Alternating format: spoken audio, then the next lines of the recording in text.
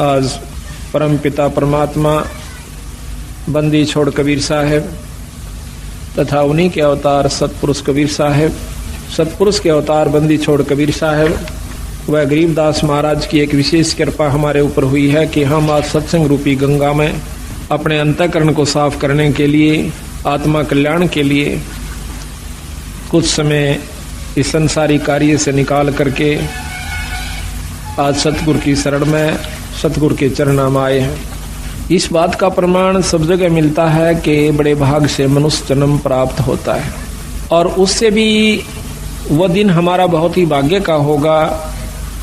अच्छे हमारे शुभ संस्कार होंगे जिस दिन हम सत्संग में आकर के परमात्मा की चर्चा सुनते हैं और परमात्मा के बारे में जानकारी होती है।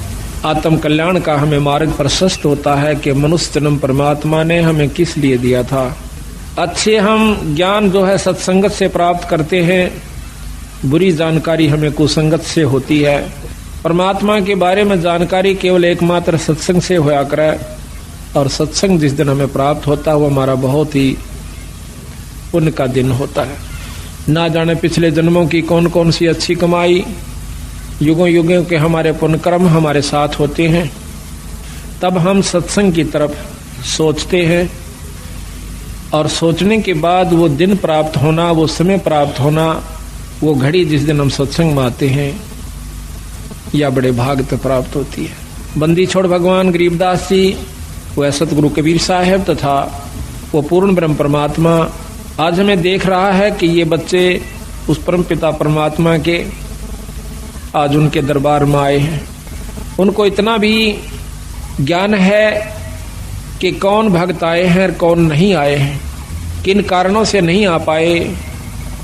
तो ये कुछ समय होता है, कुछ ईश्वर की तरफ से परीक्षा होती है, परमात्मा की तरफ से, कि इतनी मेहनत करने के बावजूद भी इस भक्त के अंदर, इस पुण्यात्मा के अंदर इतनी उत्सुकता उत्पन्न हुई है कि नहीं हुई है कि 100 काम छोड़ करके भी मैंने सत्संग में जाना चाहिए।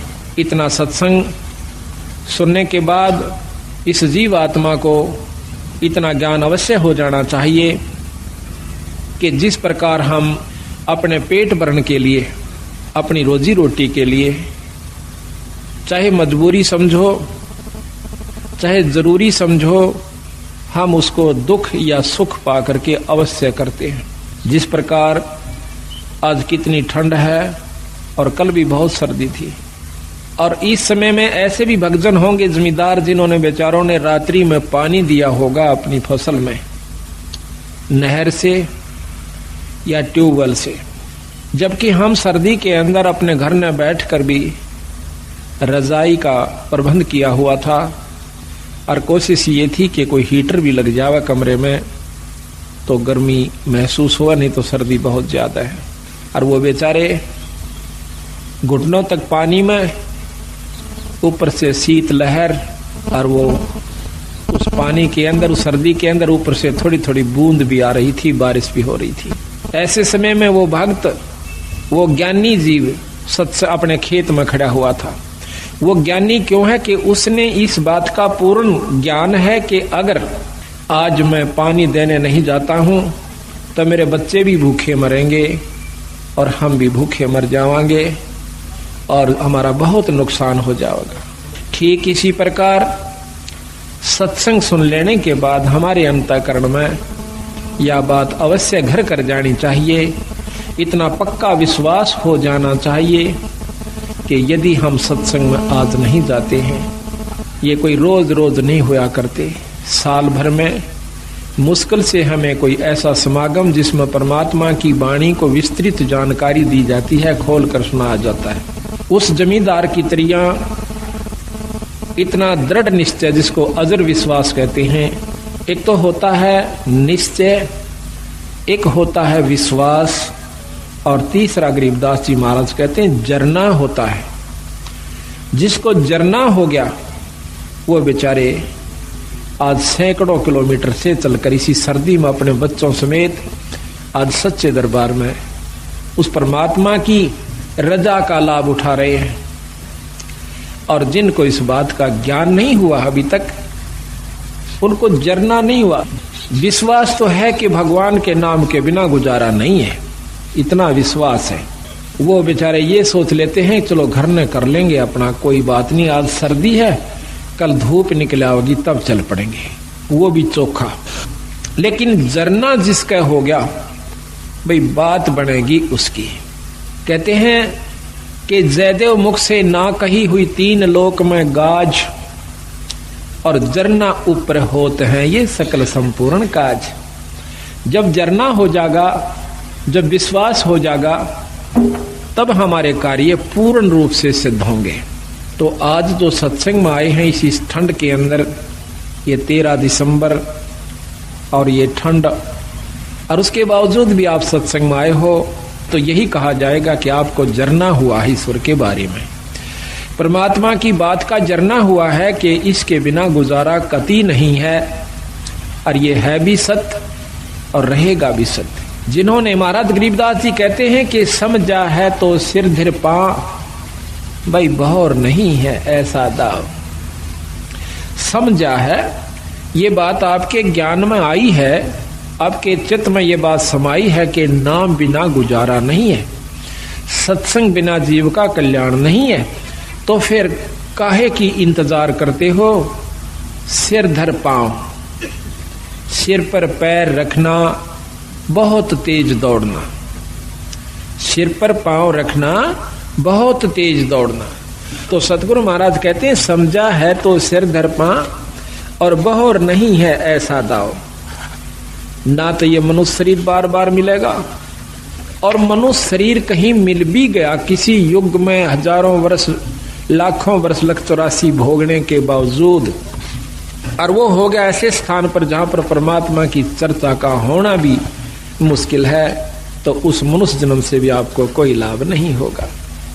तो यहाँ सतगुरु महाराज हमें ये बताने की कोशिश करते हैं कि प्रथम तो मनुष्य जन्म नहीं मिलेगा भाई, और मनुष्य जन्म मिल भी गया तो यह बात समझ में नहीं आओगी जो आपके आ जाई से। ये बड़ी मुश्किल से बात बनती है। पता नहीं कितने सत्संग सुनने से इस बात का अंतःकरण में कुछ थोड़ा सा विवेक बने से कि भगवान के नाम के बिना भाई को नहीं गुजारा, क्योंकि सभी संत प्रमाण देते हैं और बार बार हमें बताने की कोशिश करते हैं कि नाम के बिना जीव का गुजारा नहीं भाई, और नाम मिले सत्संग से, और सत्संग से हम विमुक्त तो को नहीं बात बने। तो सत्संग में आइए और ऐसे आइए जैसे सिर धर पांव, सिर पर पांव रख के भागना, बहुत तेज दौड़ना। कबीर साहब कहते हैं कि मानुष जन्म दुर्लभ है, या देह न बारंबार, और तरवर से फल झड़ पड़ा, यू फेर ना लागे डार। एक बार एक फल या पत्ता कहिए वृक्ष से एक बार झड़ जाता है, दोबारा उस पर नहीं लगेगा। ठीक इसी प्रकार संतों ने इस मनुष्य जन्म को बताया है, एक बार आपके हाथ से छूट गया भाई फिर नहीं मिलेगा। इससे पहले पहले आप आने, इससे बहुत कुछ लाभ उठाना है वो आप कीजिए। तो इसकी जानकारी कहाँ से होती है? सत्संग से होती है। आज आपका सौभाग्य है कि आप सत्संग में आए हो। अभी आपको हम सतगुरु गरीबदास जी महाराज की वाणी का वो रहस्य आपको बताएंगे जो कि सतगुरु महाराज ने अपने सतलोक से आकर के हमें बताने की कोशिश की, लेकिन ये इतना जल्दी समझ में नहीं आता। हम किसी गांव में जाते हैं तो पहले तो हम 2 सत्संग किया करते थे, दोनों दिन 2 अखंड पाठ चलता है, लेकिन अब समय अभाव के कारण अखंड पाठ ज्यादा हो जाने की वजह से हम केवल 1 सत्संग ही कर पाते हैं। हमारी मजबूरी हुई, लेकिन साथ में खुशी हुई कि जो कि हरियाणा में परमात्मा बंदी छोड़ गरीबदास जी को कोई जाने भी नहीं था, आज उनकी अमृतमयी वाणी का अखंड पाठ गांव-गांव में और घर घर में हो रहा है। लेकिन समय अभाव के कारण, अधिकता हो जाने के कारण हम पूर्ण रूप से सत्संग वहां नहीं फरमा सकते। उसमें एक साधारण सी जानकारी दे सकते हैं जो कि नए भक्त को दी जाती है, लेकिन जो असली तत्व है वो इन 7 दिनों के अंदर आपके सामने आओगा। और जो इन 7 दिन के समागम को रुचि से एकाग्रचित करके और अपने मन को स्थिर करके और ध्यान से सुन लेगा, फिर उसके सामने कोई भी दिक्कत नहीं आवेगी और ना ही वो इस माया के वहम में, माया के चक्कर में फिर उलझ पाओगा। संतों ने, बंदी छोड़ गरीबदास महाराज जी ने ऐसे ढंग से हमें बताने की कोशिश करी है कि देख भाई, कहीं आपको यह वहम ना रह जावे कि भक्ति का करना केवल उन व्यक्तियों का काम है जो कि घर छोड़ जाते हैं और जंगल में चले जाते हैं और बाल ब्रह्मचारी रहते हैं और वहां पर तप आदि करते हैं, गुफा बना लेते हैं, शरीर पर दाढ़ी बढ़ाते हैं, अंग पर राख लपेट लेते हैं, छार लपेट लेते हैं, बर्फ के अंदर खड़े हो जाते हैं, कोई सिर के ऊपर ठंडा नीर बरसाता है सर्दी के मौसम में, तो हम समझते हैं कि इतना कठिन कार्य, तौबा तौबा करते हैं कि हे भगवान इतना कठिन कार्य कि ऐसी सर्दी में, जबकि हमने तो वैसे ही ठंड लग रही है अपनी जर्सी और रजाई के अंदर भी। और एक भक्त एक मटके के अंदर सैकड़ों छेक करवा लेता है और उसको एक तिपाई के ऊपर रख कर और उसके अंदर बहुत ठंडा जल ऊपर डलवाता रहता है मटके में, और मटके में से पानी झरक के झरने के रूप में और उस भक्त के ऊपर, उस संत के ऊपर पड़ रहा है। तो ऐसी सर्दी में जब हम उसकी इस प्रक्रिया को देखेंगे तो एकदम कलेजा हिल जाता है कि इतनी ठंड में और ये बर्फ के पानी को अपने ऊपर डाल रहा। तो उस समय ये मन तौबा कर जाता है कि भाई भक्ति मारे बस की कौन है, हम नहीं कर सकते इसका। लेकिन बंदी छोड़ गरीबदासियों ने इसको बहुत आसान किया है, इसको ऐसा मार्ग बता दिया है कि आप काम करते हुए अपने खेत में, जैसे उन्होंने उदाहरण दे के बताया, नहीं तो उस भगवान ने यहां पर आने की कोई आवश्यकता नहीं थी और ना ही उन्होंने बच्चे पैदा करने की आवश्यकता थी, क्योंकि वो पूर्ण ब्रह्म परमात्मा थे। लेकिन हमारे इस भ्रम को दूर करने के लिए कि आपके मन में क्या जमा हो चुकी, हमारे अंदर भी यही थी, हम तो एक साधारण सा अपना नाम ले लिया करते थे, आरती कर लिया करते थे, जब तक हमने पूर्ण ज्ञान नहीं हुआ था।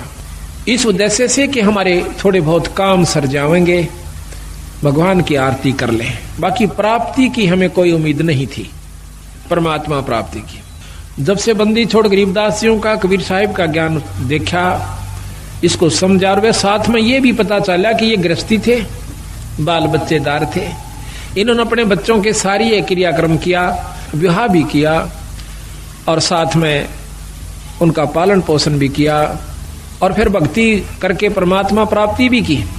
तो जब हमारे मन में यह कुछ उत्सुकता पैदा हुई कि जब बंदी छोड़ गरीबदास जी सारे काम को करते हुए पार हुए तो हम भी हो सकते हैं। उसके बाद हमारी रुचि बढ़ी और फिर बंदी छोड़ ने लिख रखा गरीबदासियों ने कि नाम उठत नाम बैठत नाम सोवत जागबे, भाई नाम खाते नाम पीते तू नाम से ती लागबे। एक नाम से मुक्ति होगी, ना तप से मुक्ति होती है, ना केवल पाठ करते रहने से मुक्ति होती है, और ना ही किसी तप बर्फ में खड़ा हो जाने से या 4 धुना के बीच में 5 धुनों के बीच में बैठ जाने से जीव मुक्त हो सकता है। उससे कुछ और उपलब्धि होती है। तो जब हमने मेरा पता चला, इस बात का ज्ञान हुआ कि परमात्मा के पाने का तरीका भी और है, वो साधन भी और है जिससे हम ईश्वर प्राप्ति कर सकते हैं। सिद्धि प्राप्ति नहीं करनी अपन, तब से सिद्धियां आ जाती हैं। और कोई मौन बैठ जाता है 6 महीने, साल भर, 2 साल, 4 साल, वर्ष, तो उसको भी सिद्धियां आ जाती हैं। उन सिद्धियों से छोटे मोटे चमत्कार हो जाते हैं। लेकिन बंदी छोड़ महाराज कहते हैं कि ये अष्ट सिद्धि, 9 निधि, ये भी हमें नहीं आवश्यकता। हमने केवल आवश्यकता है तो अपने आत्म कल्याण की और जन्म मरण से पीछा छुटवाउन की है। वो कैसे छूटे हमने इस बात, तो सतगुरु महाराज ने हमें बताया कि जिस प्रकार मैंने कार्य किया, जिस प्रकार मैं रहा, मेरी रहनी को देखो। भाई बच्चे भी हुए, उनको पाला पोसा, फिर उनकी शादी करी। आज गरीबदास महाराज के 70-80 के करीब उनका जो है ना घर है, वहां पर गांव में परिवार है। 8वीं 9वीं पीढ़ी सतगुरु महाराज की चल रही है गरीबदासियों की। वहां पर लगभग 300-400 उनके 500 के करीब महाराज की जनरेशन है, उनकी संतति हो चुकी है छुड़ानी के अंदर। तो उन्होंने हमें यह बताया कि भाई इस वहम में मत रहना कि भक्ति वही लोग किया करते हैं जिन्होंने दाढ़ी बढ़ा रखी हो, सिर पर जटा बढ़ा रखी हो, या बहुत बड़े संस्कृत के ज्ञाता हो, चारों वेदों को बहुत ही लतीफेदार ढंग से सुना रहे हो। बंदी छोड़ महाराज कहते हैं ये अलग वस्तु है, वो अलग वस्तु है। परमात्मा पाना ये अलग वस्तु है, ये साधन भी नाराज है। एक समय की बात है, एक राम राय नाम का एक पंजाब का बहुत बड़ा रईस आदमी वासियर गांव के अंदर रहता है। था लुधियाना के पास एक वासियर गांव है। तो वहां पर गरीबदास जियों का एक शिष्य सुबह के समय ब्रह्म मुहूर्त में, यानी सूर्य निकलने से पूर्व थोड़ा सा पहले, एक कुएं के ऊपर स्नान करके वहां पर गरीबदास महाराज का नित्यनेम कर रहा था, वाणी को उच्चारण कर रहा था बहुत ही सुरीले ढंग से। और वो रामराय सुबह सुबह घूमने के लिए गया था। अब पंजाब के लोग जो हैं वो जय श्री नानक साहिब की कृपा से वाणी के बहुत मर्मज्ज हैं, वाणी को, संत वाणी को बहुत प्यार करते हैं। एकमात्र अगर कोई सृष्टि में ग्रंथ है तो सिख धर्म का है, जिसने उसमें उन्होंने किसी मजहब को या धर्म को नहीं अपनाया। सिख कोई धर्म नहीं है। सिख नाम सिस का होता है, हिंदी में उसे सिस कहते हैं और पंजाबी में सिख कहते हैं। सिख कोई मजहब या धर्म नहीं है।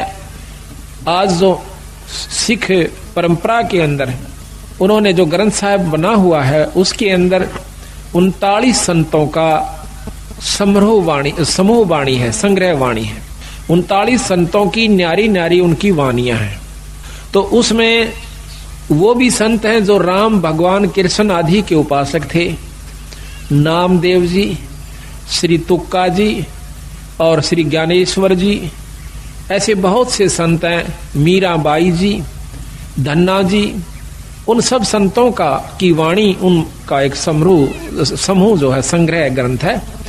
तो उसके अंदर सभी संतों की वाणियां हैं, उनका ज्ञान है, अपना अपना मार्गदर्शन है। बड़े आदर से उनका पाठ करते हैं और सुबह सुबह उठकर, कम से हर गांव में गुरुद्वारा है। गुरुद्वारा हमने एक मान रखा है कि वो केवल सिखों का ही होता है। हाँ, होता तो सिखों का है। सिख माने शिष्य, वो शिष्य का होता है। लेकिन कोई शिष्य हो, शिष्य के क्या लक्षण होते हैं, उसने क्या बुराइयां त्याग देनी होती हैं, ऐसे ऐसे जो सब जिसमें गुण हैं, तो वो शिष्य है। तो गुरुद्वारा है जहां पर हमारे बंदी छोड़ की वाणी है। उसमें सिख धर्म, सिख परंपरा के जो ग्रंथ साहिब उन्होंने समूह बनाया है, उसके अंदर अपने कबीर साहब की वाणी 40% है अकेलों की। बाकी 60% वाणी 10 सिख गुरुओं की और साथ में 28 दूसरे संतों की वाणी है, जो केवल 60% में आ जाती है। तो वो भी कबीर साहब को बहुत महत्व देते हैं। इस वाणी को सुनकर उनकी आत्मा में शरणाहट उठा है। कोई भी ऐसा, मैंने पहला क्षेत्र देखा है पंजाब में जब जाते हैं, जब कि कोई भी धार्मिक कार्य उसमें हो रहा है तो कोई भी ऐतराज नहीं करेगा, किसी प्रकार का भी है। सब नमस्कार करेंगे और ये कहेंगे कि बहुत अच्छी बात है भाई, बहुत चंगी गल है, कोई कर सके तो इसके बराबर कोई वस्तु नहीं है। लेकिन जहां तक हमने अपने हरियाणा में ये समावेश किया है नई चीज का, हमारे बंदी छोड़ गरीबदास कबीर साहिब की कृपा से, तो हमें सबसे ज्यादा दिक्कत यही आई है कि प्रथम तो हमारे भक्तजन पिछली परंपरा को त्याग कर प्रसन्न नहीं, दुखी होते हैं अगर उनको कहते हैं कि ये रास्ता जो आप अपनाए हुए हो ये आपका आत्म कल्याण का भी नहीं है और साथ में आपके घर में सुख भी नहीं होगा। तो शुरू में पुरानी परंपरागत यानी उसके ऊपर लगे हुए रचे हुए होने के कारण वो बहुत दुख मानने से इस बात का। और फिर जब देखते हैं हमारी एकदम की नई प्रक्रिया के घर में पाठ करते हैं, उस कमरे को साफ करते हैं और फिर अपने सत्संग के द्वारा उस परिवार के अंतःकरण को साफ करते हैं। उस सारे परिवार का अंतःकरण साफ करके फिर उनके अंदर ये समावेश करते हैं कि अगर सृष्टि के अंदर कोई पृथ्वी पर इस सृष्टि में कोई शक्ति है तो गरीबदास महाराज है, ये बंदी छोड़ कबीर साहब है, ये पूर्ण ब्रह्म परमात्मा है। प्रथम तो इस बात को कोई स्वीकार करके प्रसन्न नहीं कि कबीर साहब भी कोई भगवान होगा, कबीर साहब के अंदर भी कोई ऐसी शक्ति होगी जो हमें सुख दे सकता है, हमारी आत्म कल्याण कर सकता है। हमने केवल अपने उन्हीं पुराने शास्त्रों के ज्ञान को ही आरूढ़ मान रखा है, तो उसके अनुसार भी हम पूर्ण साधना नहीं करते जो कि हमारे पुराने शास्त्र हैं। वो भी आखिर में हम कहाँ आगे देखा देखी जैसे भी अपनी साधना, कोई आठम, कोई छठ, कोई चौथ, कोई पांचम, कोई ग्यास, कोई द्वादशी, एकादशी, इन्हीं को माउस पूर्णिमा को पूज पाज करके और धाम स्थान पर किसी भी धाम पर जा करके अपना मत्था साल भर में एक बार टेक करके अपनी आत्माओं को ये प्रसन्न मान लेते हैं, हम खुश हो जाते हैं कि हमने बहुत कुछ कर लिया। तो हम उनको बताते हैं जाकर के कि गरीबदास महाराज जियों ने ये बताया है कि ये साधना आपकी ठीक नहीं है।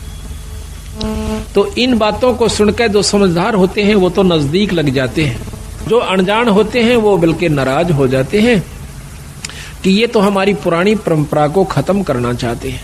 देखो, समय अनुसार हमने बदल भी जाना चाहिए।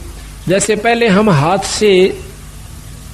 का गंडासा होता था, सानी काटने का यानी कुट्टी करने की जो मशीन है वो हाथ से, पहले पुराने समय बताते हैं कि एक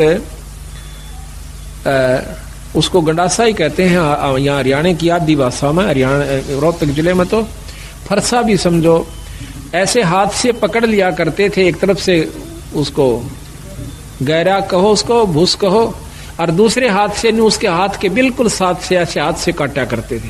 हमने खुद देखे हमारे दादाजी काटते हुए, वो सुबह उठ जाया करते 2 बजे 3 बजे और कटाए कट शुरू में और काट का ढूला दिया करते। फिर वो दूसरी मशीन चली जो हाथ से घुमा करके और 2 फरसे उसमें होते हैं, उसने काटने की चली। अब वही मशीन के ऊपर एक मोटर भी रख दी गई बिजली की, जो कि मिनटों में काट देती है बहुत सुविधा के साथ। तो शुरू में जो हाथ से काटा करते थे वो बुजुर्ग, जब वो मशीन चली ऐसे हाथ से काटने वाली घुमा करके, तो वो ऐतराज किया करते थे। हमारे दादाजी यूं कहा करते कि सानी तो बने से उस हाथ के गंडासे थे, ये तो वो मोटी मोटी काटो सो। यानी वो अपनी परंपरा को जो हाथ से कितनी मेहनत की, कितनी खूब हाथ की, वो करना आवश्यक समझते थे, उसी में रुचि बनी हुई थी। और फिर उसके बाद जब मशीन चल गई, मोटर चल पड़ी, तो आज कितनी सुविधा होगी। अब कोई कहे कि नहीं, हम तो अपनी उस परंपरा ने को नहीं छोड़ा जो हाथ से काटा करते जो दा के साथ, तो वो गलत है, उनको ज्ञान नहीं है। ज्ञान होगा जब आप सत्संग को सुनोगे, सत्संग सुनने से फिर इसको करके देखोगे जैसे हमने आपको बताया है, तो फिर क्या होगा, फिर आपको घर में भी सुख महसूस होगा। एक परिवार के अंदर लगभग 2-2, 3-3 व्यक्ति बीड़ी और दारू पिया करते थे, 4-4 भी भाई सारे पिया करते थे। जब सतगुरु महाराज की वाणी सुनी कि कितना दुख होता है, कितना उनको कष्ट होगा जो आज हुक्का शराब आदि प्रयोग करते हैं, 184 में चले जाएंगे। एक बार सुना, दूसरी बार सुना, तीसरी बार सुनकर उन्होंने प्रण कर लिया कि आज के बाद हम बीड़ी शराब मांस तंबाकू प्रयोग नहीं करेंगे। तो इसी प्रकार मैं कहना ये चाहूं था कि बंदी छोड़ गरीबदास महाराज की जो वाणी है, ये यहाँ हरियाणा में प्रवेश करने में हमें बहुत दिक्कत आ रही है, लेकिन उसके बावजूद भी प्रोग्रेस इतनी आवश्यकता से अधिक होगी, उम्मीद से भी ज्यादा होगी। उम्मीद नहीं थी कि ये भक्तजन इतने जल्दी से इस बात को समझ लेंगे। पर बंदी छोड़ गरीबदास महाराज ने अपनी पूरी शक्ति का प्रयोग किया है। कबीर साहब ने अपनी पूरी रजा बख्श के दिखाई है कि ये काम मैं कर सकता हूं, जो ये कहन लाग रहे से, जो आपको ये रोजाना बताते हैं, ये कार्य मैं कर सकता हूं, और वो करके दिखाया है। जब इन भक्तों को यह बात समझ में आई है कि कबीर साहब भी कोई परमात्मा शक्ति है। यहाँ पर भी आपको मैं सैकड़ों सारे सैकड़ों आए हैं, पर इनमें ते सारे के सारा के घर में जो जो सुख हो रहे हैं ये अपने मुंह तो बता सकते हैं जब से सतगुरु शरण में आए। लेकिन 1-2% जिनको लाभ नहीं प्राप्त हुआ, उसके पीछे रहस्य बताया कबीर साहब ने कि कबीर सतगुरु के दरबार में भाई कमी काहे की ना, और हंसा मौज नहीं पावता तेरी चूक चाकरी में। अगर तुझे पूर्ण लाभ पूर्ण मौज भगवान नहीं बख्श रहा कबीर साहब, तो तेरी चाकरी में, तेरी सेवा के अंदर अभी बहुत कमी है, अपनी बहुत कमी है तेरे अंदर। नहीं, जब 98 व्यक्तियों को परमात्मा पूर्ण लाभ दे रहा है, बंदी छोड़ दर्शन दे रहा है, और उनको वो झलक नजर आ रही है जो वर्णन करते हैं हम रोजाना, तो आपको नहीं आई तो भाई आपकी चूक चाकरी में, आपकी कोई सेवा में कमी है, आपके कोई नियम में कमी है, आप में भी कोई अहंकार अभिमान बकाया है। तो सतगुरु महाराज को अहंकार तो लेस मात्र, मान में म्यान कहते तलवार का जो ऊपर का कवर होता है, उसके अंदर 2 खड़ग 2 तलवार नहीं समा सकती, किसी रूप में भी नहीं समा सकती। इतना इम्पॉसिबल असंभव कार्य है कि राख्या चाहे पिया चाहे प्रेम रस और राख्या चाहे मान, एक म्यान में 2 खड़ग, भाई देखी सुनी ना कान है। तो अहंकार तो एक लेश मात्र भी ईश्वर को पसंद नहीं है, और जिनमें अहंकार नहीं रहा उनको परमात्मा का दीदार हुआ, दर्शन हुआ, आत्म कल्याण हुआ।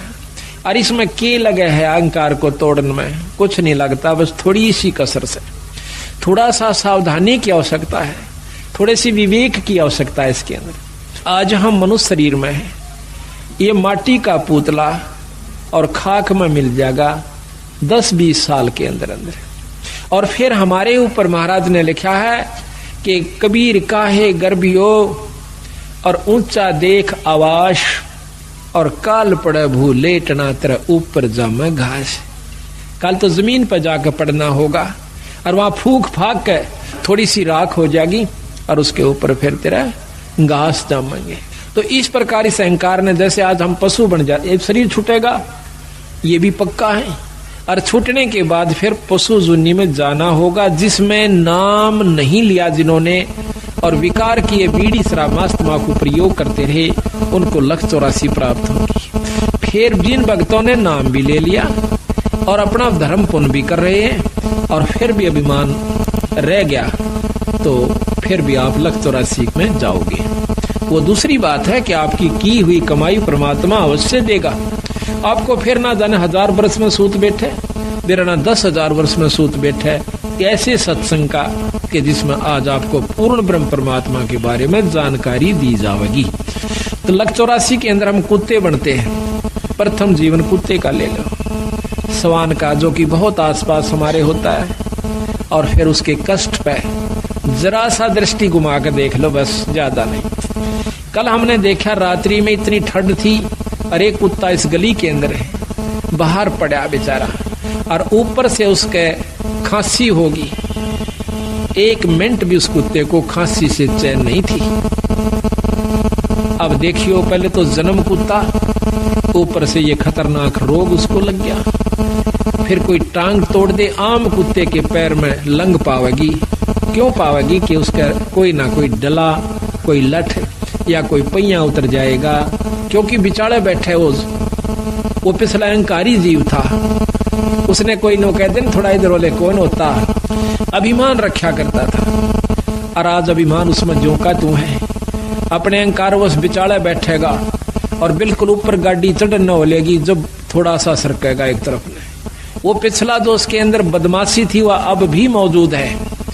कई कुत्ते ऐसे देखें कि जीप ऊपर चढ़ हो जाएगी जब थोड़ा सा हलते हैं, तो उस कष्ट के कारण, उस अहंकार के कारण उसने कितना भारा दुख मोल ले लिया। तो इन बातों ने याद रखेगा जो भगत, तो उसको कोई भी अहंकार नहीं रहेगा। अब हम सत्संग में यही सिखाते हैं। आप अपने घर में आजकल ऐसा कोई भी नहीं रहा जो डबल बेड ना ले रहा हो, और डबल बेड के ऊपर गद्दा भी बहुत मोटा हो से, और अच्छी बड़ी आज वस्त्र भी आप लिए हुए सो। तो हम आपको यहाँ ऐसी असुविधा देने की कोशिश करते हैं जो ज्यादा भी ना हो पर सुविधा भी ज्यादा ना हो। इसका कारण ये भी है कि आपके मन में वो अहंकार रूपी राक्षस बना ना रहे। जहां स्थान मिल जाए वहीं बैठ जा, चाहे नीचे मिलो चाहे ऊपर मिलो, चाहे बोरी मिलो चाहे कोई वैसे साधारण दरी मिलो, तो हम उस समय ये देखकर इस पर बैठ जाते हैं कि भगवान के दरबार में और काहे का मान। कबीर साहब इसके बारे में कहते हैं कि कबीर सत्संग में जाकर और गुरु से चावे मान, वो नर नरक में जावेंगे युग युग बने सवान। जो सत्संग में जाकर और गुरुओं से मान की इच्छा रखता है कि हमने अच्छे स्थान पर गुरु आनंद नहीं बिठा, हम जानबूझ कर अवॉइड करते हैं उनको अच्छे स्थान पर बैठाने की, क्योंकि ये अंतःकरण हमें क्योंकि समय समय पर ये चेक करना पड़े से कि इसमें भी वह बीमारी बकाया सैक नहीं है। पहले जब नाम उपदेश दिया करते थे संत जन, जल्दी से उपदेश नहीं दिया करते, परीक्षा लिया करते थे। एक राजा ने राज त्याग दिया, संतों के कहने से सुनने से, सत्संग को सुनते हैं। तो उसने जब राज वो नाम लेने के लिए जाता है एक सत्संग सुनकर, तो वो गुरुदेव कहते हैं कि राजन आपको नाम नहीं मिला है। काहे को महाराज, मुझ दास में ऐसी कौन सी कमी है?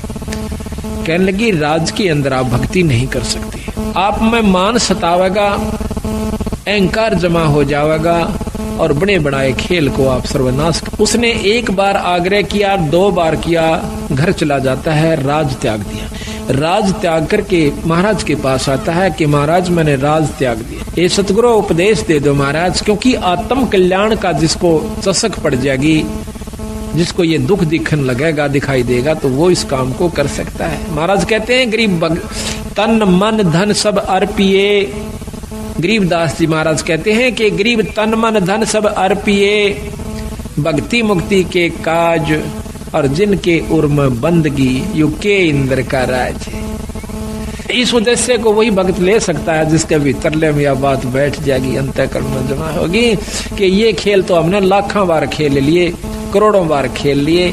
बच्चों का पैदा करना, उनको पाल पोस कर ब्याह शादी कर जाना और फिर मर जाना, फिर कुत्ते गधे कुत्तिया बन जाना, ये खेल तो वीरा संखों बार खेला पाने, पर ईब जो खेल खेलना से वो खेल के दिखाओ। अब ये खेलन का समय आ गया, आप सेलेक्ट हो लिए बंदी छोड़ के खाड़े के पहलवान सो, अरीब उस पहलवान वाला काम करके दिखाना चाहिए। तो वो छोड़ कर चला गया, कहने लगा सतगुरु मैंने तो राज छोड़ दिया। और वाह भाई वाह, छाती से लगा लिया संतों ने। महाराज मैंने उपदेश दे दो कि बेटा 1 महीने के बाद आना और पश्चिम दिशा में चले जाओ। वो चला गया, 1 महीने के बाद आता है तो रास्ते में आ रहा था, उसका पैर कीचड़ में भर जाता है और साथ से एक पशु जा रहा था, उसके छींटे लगकर उसके जो पैरों में उसने पहन रखा था कोई पजामा वगैरह या कोई वस्त्र धोती, उसका छींट लग जाती है।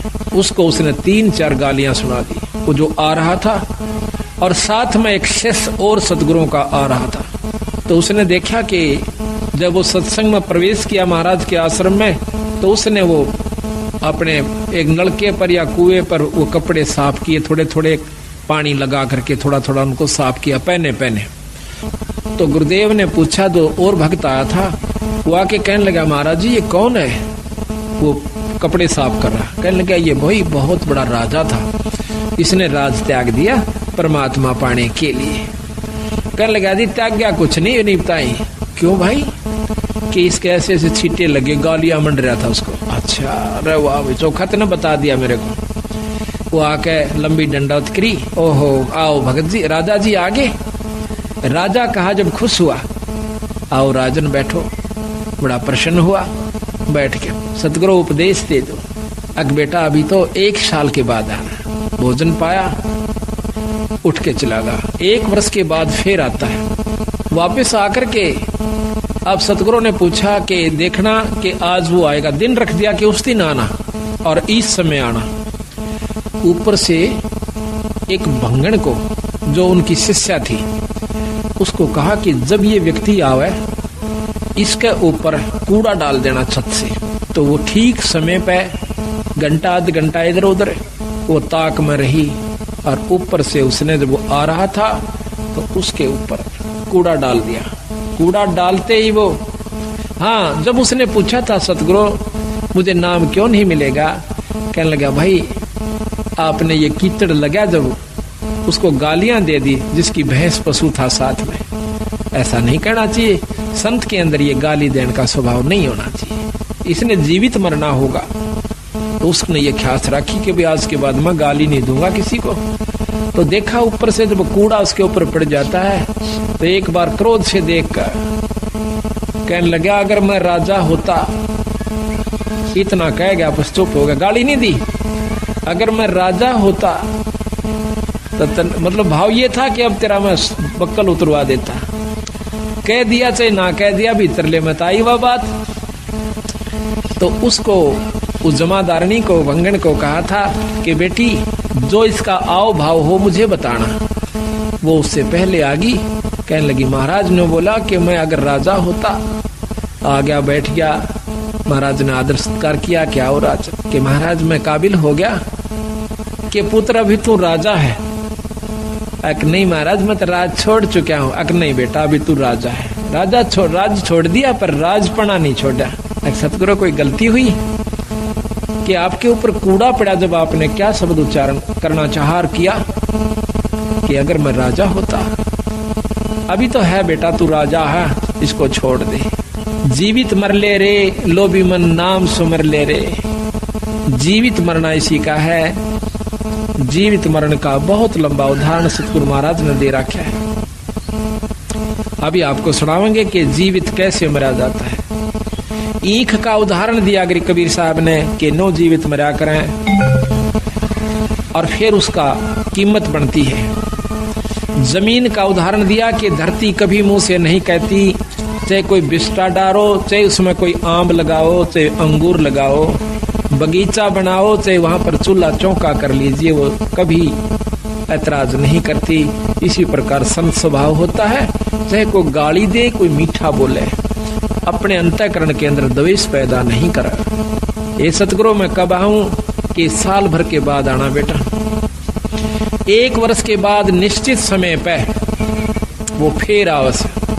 तो उस समय ऊपर से चौड़ा भर के डालना था। उस बंगन को कह दिया एक और व्यक्ति को कि ऐसे करना कि जब ये आवस के ऊपर गारा और पेशाब मिलाकर पशु का वो डाल देना। जब वो आ रहा था तो उसके ऊपर वो चौड़ा डल गया, ऐसे जैसे धोखे से। ओहो हो भाई मैंने ख्याल से नहीं करा, माफ करना। तो वो कहता है कि कोई बात ना बहन, ये तो माटी पे माटी पड़ी है, मिट्टी पे मिट्टी डाली है, कोई खास बात नहीं है। तो जब उसने आके बताया कि महाराज ऐसे ऐसे बोला, ने बोला ये अधिकारी हो गया।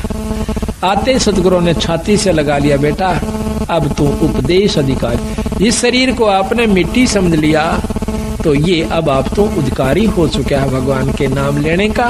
इब तो भगवान भजन जोगा होया से, इब नाम जपा कर। तो इसी प्रकार एक और उदाहरण दिया है, ये लंबा प्रकरण था। अभी हम उसका उसी स्थान पर आते हैं कि उस राजा ने, राम राय ने, जब वो सतगुरु गरीबदास महाराज की वाणी वासियर गांव के अंदर जिला लुधियाना पंजाब में सुनी, सुबह सुबह एकदम बंदी छोड़ गरीबदास जी की वाणी के अंदर वो आकर्षण है कि ये परमात्मा की वाणी है और आत्मा जो है ये उसका अंश है कबीर साहब का, गरीबदास जियों का। ये इसकी वाणी में इतनी आकर्षित हो। तो उसी समय सतगुरु की वाणी को सुनकर वो राम राय नाम का भगत एकदम आकर्षित हो जैसा कि भाई इतनी प्यारी वाणी। उसने चाहा कि अभी जाकर बैठ जाऊं, पर वो पहले घूम फिर के आया। आकर के महाराज के पास बैठ जाता, वो भगत जी के पास, जो कि वहां पर सतगुरु की वाणी का पाठ कर रहा था। काफी देर सुनता रहा, इतना आत्म विभोर हो गया, उसकी आंखों से पानी गिरना शुरू हो गया महाराज की वाणी को सुनने मात्र से। फिर उस राम राय ने पूछा, जब उस महात्मा ने, उस संत ने अपनी वाणी को विराम दिया तो पूछा कि महाराज ये वाणी किस महापुरुष की है? तो वो संत कहने लगा कि मेरे पूज्य गुरुदेव की है। आपके गुरुदेव जी का क्या नाम है? कि गरीबदास, महाराज गरीबदास बंदी छोड़। कहने के बंदी छोड़ किसे कहते हैं? महाराज ने लिखा गरीबदास जी ने कि अमर करूं सतलोक पठाऊं, ताते बंदी छोड़ कहाऊं। अमर करूं और सतलोक पठाऊं। सतलोक सचखंड नु कहंदे वो पूछन लग्या, कहां जी? वो सचखंड और वही सतलोक। अमर करूं सतलोक पठाऊं, ताते बंदी छोड़ कहाऊं। इस काल से जीव न छुड़वाऊंगा, इस कर लिए मैं बंदी छोड़ कहलाता हूँ। कबीर साहब ने गरीबदासियों के बारे में उस भक्त ने जानकारी दी। उन्होंने पूछा कि वो संत अभी शरीर में है या नहीं है? तो वो संत कहता है कि महाराज अभी शरीर में है और छुडानी गांव के अंदर है, जिला रोहतक में, तहसील बहादुरगढ़ के पास। तो उन्होंने कहा कि मुझे पूरा पता लिखवा दीजिए। ऐसे संत के दर्शन करने चाहिए, ऐसे संत के दर्शन करने चाहिए, क्योंकि जिसको ज्ञान है वो कहता है। बंदी छोड़ कबीर साहब की बाणी माता है, कबीर साध मिलन को चालिए, तजमाया अभिमानी, जो जो पग आगे धरे वो सो सो यज्ञ समानी। कबीरा दर्शन साधु का साहेब आव यादे, लेखे में वो ये घड़ी भाई बाकी के दिन बाद। फिर कहते हैं कबीर साधु दर्शन राम का, मुख पे बसे सुहागे, दर्श उन्हीं को देते हैं भाई जिनके पूर्ण भागे। कबीर साहब गरीबदास ने लिखा है, गरीब जिन मिलते सुख उपजे, मिट्टे कोट उपादे, भवन चतुर्दश ढूंढियो भाई वो परम स्नेही साधे। जिनकी मिलन मात्र से इतनी खुशी होती है, कहते ऐसे संत को चाहे 14 भुवन में भी आप न किता मिल जाओ, वहां दर्शन करिए आइए। इस वाणी को उद्देश्य रखते हुए वो राम राय जी चल पड़ते हैं। गांव छुडानी में आए, आके छुडानी में पूछा कि गरीबदास महाराज कहाँ रहते हैं। गांव वाले कोई महाराज नहीं कहा करते बंदी छोड़ को। वो तो उस समय की बात है जो भगवान खुद आए थे। आज भी मेरे ख्याल में 90% व्यक्ति छुडानी के नहीं मानते गरीबदास जी, 90%। और उस समय तब मानता कौन होगा? तो बाहर के भक्त आए हुए थे। महाराज कहते हैं, लाल तो परखे जौहरी और शब्दा परखे साध, और कबीर परख ले साधु ने ताका मता आघात। तो परमात्मा को परखना कोई बच्चों का खेल नहीं है, संत को परखना। रामचंद्र जी आए, उनको एक राजा माना। कृष्ण भगवान आए, उसको एक ग्वाला माना। और उसके साथ कितनी दुष्ट आत्माओं ने आकर क्या क्या कुकर्म करने चाहे। पूतना जैसी दुष्टा ने उस छोटे से मासूम बच्चे पर भी दया नहीं आई और उसको मारने की खातिर अपनी दूधी के विसला के चाल पड़ी। और उस चानूर के से नीच ने इतना बड़ा पहलवान था और उस 15 साल के बच्चे की गेला कुश्ती करने की चुनौती दे दी। ऐसे ऐसे कंस कितने उदाहरण हमें मिलते हैं, पर उस समय हम नहीं मानते उनको। जब वो मौके पर होते हैं उनके जाए पीछे फिर वृंदावन की फेरी यानी गोवर्धन की फेरी देते फिर ऐसे। वहां कृष्ण जी बैठे हैं क्या? यही हमारी भूल चौंध नहीं टूटती, इसको तोड़ने के लिए संत बार बार आते हैं। भाई जब वो शरीर में आते हैं तब तो तुम होशियार हो जाते हो, तब तो तुम सियाणे बन जाते हो और उसको परमात्मा स्वीकार नहीं करते हो। जब वो चले जाते हैं और फिर वहां उनकी मंडी बनाकर और वहां माथा टेकते फिरते हो, वहां परमात्मा नहीं है। परमात्मा के पाने की नियम है, ये इनके तरीके हैं कि उनके प्यारे हंस से संत से उपदेश लीजिए और फिर उसको उसका स्वरूप मानिए अगर आत्म कल्याण चाहत। जो उनका नुमाइंदा संत है उनको उनका प्यारा स्वरूप समझो। महाराज कहते हैं कबीर साहब, कबीर गुरु मानुष कर जानते, वह नरकइये अंध और महा दुखी संसार में, फिर आ गए यम के फंदे। फिर साथ में कहा है कि कबीर गुरु मानुष कर जानते, करें चरणामृत को पान, और वो नर नरक में जाएंगे, युग युग बने समान। गरीबदास जी महाराज भी कहते हैं कि मम संत मुझे जान मेरा स्वरूपम। तो उस समय तो हम इस बात को स्वीकार नहीं करते हैं, और फिर बाद में जब वो चले जाते हैं, उनकी वहां पर यादगार बनाई जाती है, फिर मंदिर का रूप धारण कर लेती है। फिर हम जाकर के वहां पर अपनी, जब वहां भी उसके बावजूद भी कुछ आपके कार्य सर जाते हैं, अगर वो हाजिर थे उस समय उनसे प्रेम आप कर जाते तो आपका सर्व कार्य सिद्ध होता। अब तो केवल वो धाम बन गया, और धाम पर जाने का, मत्था टेकने का केवल एक फल है, मुक्ति फल नहीं है। हम भी जाते हैं अपने धाम छुड़ानी में, लेकिन वहां अगर हम बिना गुरु के जाते हैं तो हमें कोई लाभ नहीं होगा। एक साधारण सा लाभ, जैसे कोई पशु का ठीक हो जाना, जैसे आम देवी धाम पर जाते हैं, माता धाम पर जाते हैं, या अपने कोई अपना जो पितृ धाम होता है वहां जाते हैं, उनसे ज्यादा कार्य आपके छुड़ानी में सर सकते हैं उस धाम पर जाने मात्र से। लेकिन जन्म मरण की बीमारी आपकी मुक्ति नहीं हो सकती, क्योंकि महाराज गरीबदास जी खुद कहते हैं कि पूजें देई धाम को, और शीस हिलावे जो, गरीबदास साची कह हद का फर है सो। बिना गुरु के संपर्क से कट जाने के बाद आप चाहे उस धाम में जाकर बस जाइए, आपकी मुक्ति नहीं हो सकती। और यही बीमारी हमारी खत्म नहीं होती, जिसके कारण हम चौथे युग में चक्कर काट रहे हैं, दुख पा रहे हैं। तो इसी प्रकार जब हम साध मिलन को चलते हैं, उस समय तो वहां पर कोई भी उसको गरीबदास महाराज जी को परमात्मा स्वीकार नहीं किए हुए था, आज भी नहीं है, उस छुड़ानी के तो नहीं है। खुद गरीबदास महाराज की परंपरा के लोग भी आज दूसरी उपासना कर रहे हैं। कारण यह है कि उनको ज्ञान नहीं कि गरीबदास के प्रबल शक्ति थी। बाकी दूसरा गांव 90% व्यक्ति यही मान रहे हैं कि ये तो इनका दादा परदादा था, ये तो ज्यादा मानस है, इसमें थोड़े बहुत मान भी रहे हैं। वो मानते क्या है, पड़वासी वाले दिन अपने घर में खीर बना ली, रापे खा ली, ये मान हो रही से छुड़ानी के अंदर गरीबदासियों को मानने वालों की।